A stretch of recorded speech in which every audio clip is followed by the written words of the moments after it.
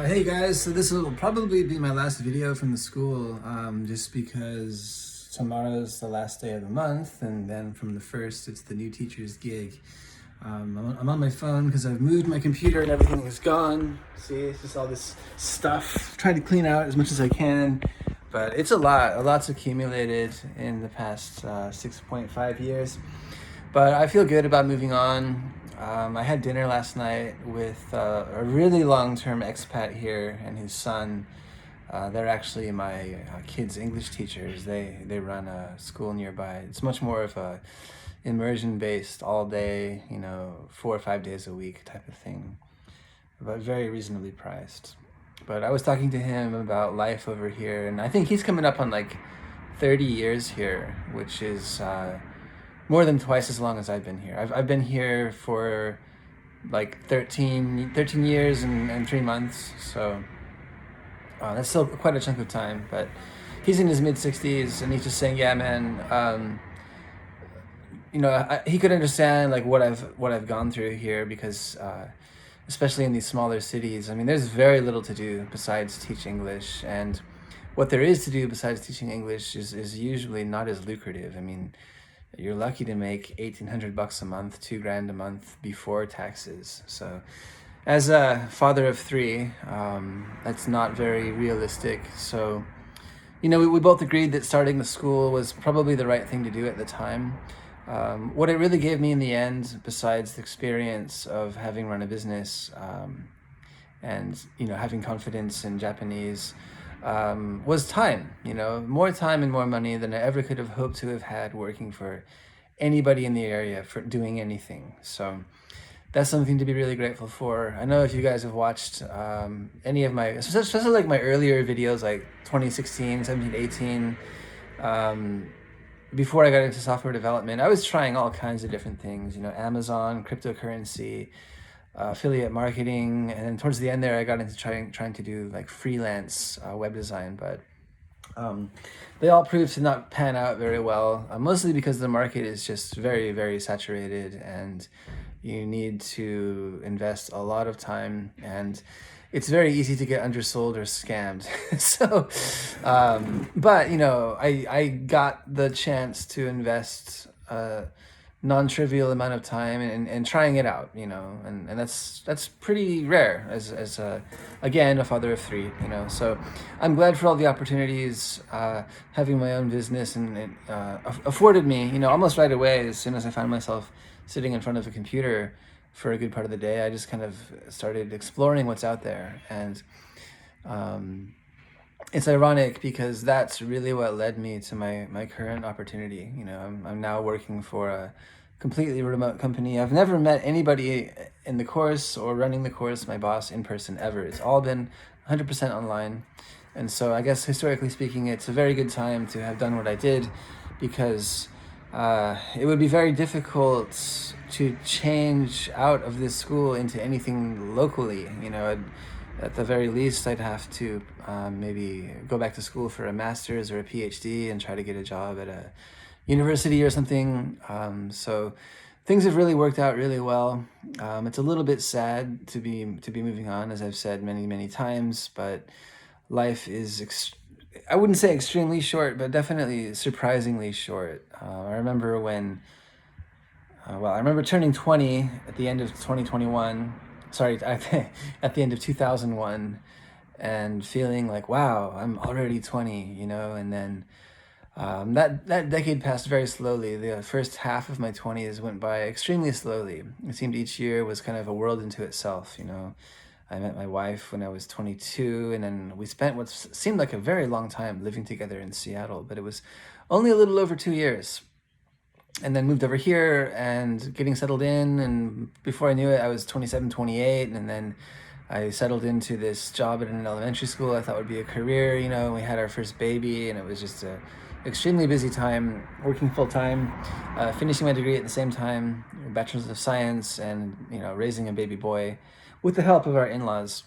And before I knew it, I was 30, and now I'm looking at 40. I turned 30 and kind of spent the first year like trying to get back into Eikawa, and just realizing like, oh my gosh, like I'm in my 30s now, I've got 2 kids, and this is it. Like, what am I going to do to change this to make it better, you know? And then it was, okay, I started a business, did that, and opened when I was 32, and built it up, and now suddenly I'm about a little bit less than 9 months away from 40, and it just all happened so incredibly fast. So it's been a good ride, but I don't want to, for lack of a better word, limit myself to Japan any more than I have to.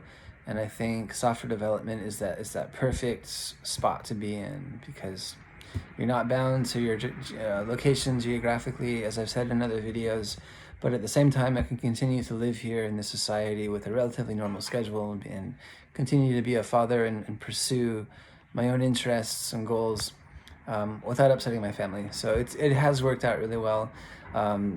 It's kind of surreal that it's finally happening, that it's, you know, it's absolutely the end of an era for me. I have so many memories of what it was to start this place and work here, and I did most of it by myself, which is, I think that's kind of unusual to have spent so much time and effort alone for the most part. I mean, I do work with students and stuff, but it's a very different relationship. It's not like we go out for beers or talk about our lives. It's more just, it's always, you know, on point, professional, how are you? Cordial, but, you know, by no means social. So I feel like maybe slightly, to a degree, psychologically, I've kind of suffered for that, because I've kind of deconditioned myself to being around other people in an open, fun way. So that's something I need to focus on, I think. But that'll come with time. You know, I think I just need to make an effort to go out every Friday or Saturday and just mingle with people and chill. You know, I can kind of take the pressure off myself for the first time. And I mean, I guess I would say maybe since about 2010, I think I can finally take the pressure off myself and stop seeking and pushing myself to find something better, because I'm now on a path that I know if I stick with this path and keep working hard and don't screw it up, that I can absolutely, that I know that investment will absolutely have returns that are above and beyond anything I could hope to generate from this local area. So that's that. I guess there's not too much else to say. The school is just about empty.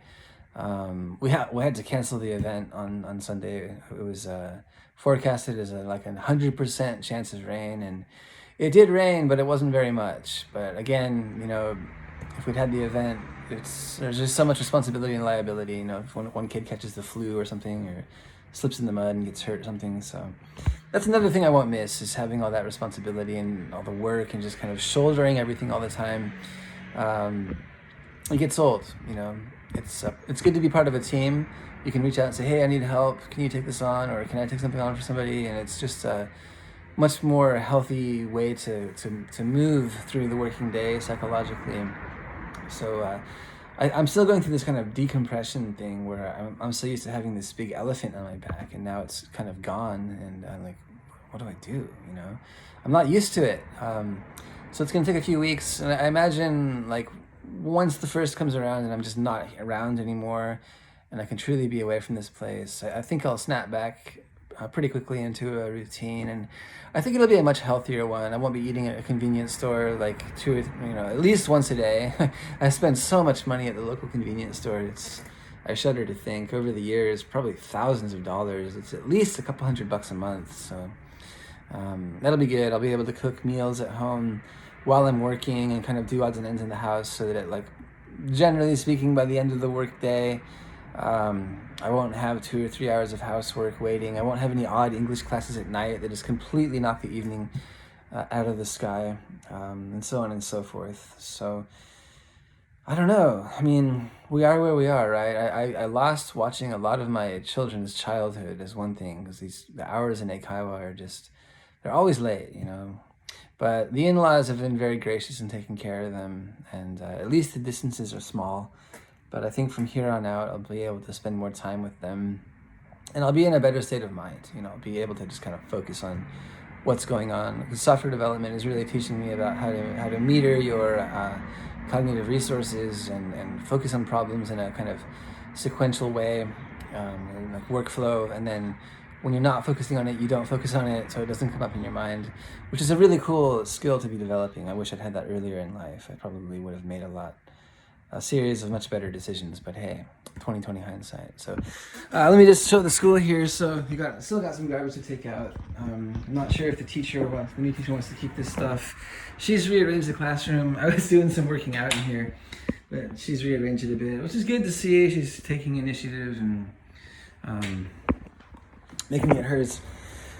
So I guess that's it until next time. So thank you guys for watching all these years. I really do appreciate it. I hope it was helpful for some of you. I know some people got in touch with me here and there, kind of, asking to chat or asking for ideas. And that was really the original intention of starting this channel, was just to create a record of a foreigner in Japan who was able to start a business and to a degree succeed by themselves without having to hire Japanese staff. So yes, it can be done. Probably the most crucial element is having some kind of familial connection, whether it's your wife and or husband and or their family in the area.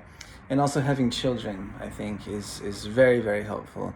If you're just some guy that comes into a city and starts a school, I wouldn't say that it can't be done, but it's probably going to take you a bit longer than it would otherwise, because nobody knows you, you're a foreigner. It's harder for people to even know about you, because the what is it called? The kuchikomi is going to be hard to pick up because you don't have direct contact with the community. So another option is also to just get involved, join a club, and kind of network through that, or maybe go out more to English speaker bars. I don't know. Anyways, if you're out there thinking of starting one school up, you go for it. Just be careful about your future. Have an exit plan. It can be done, but the nature of the work doesn't change that much. So be careful. All right.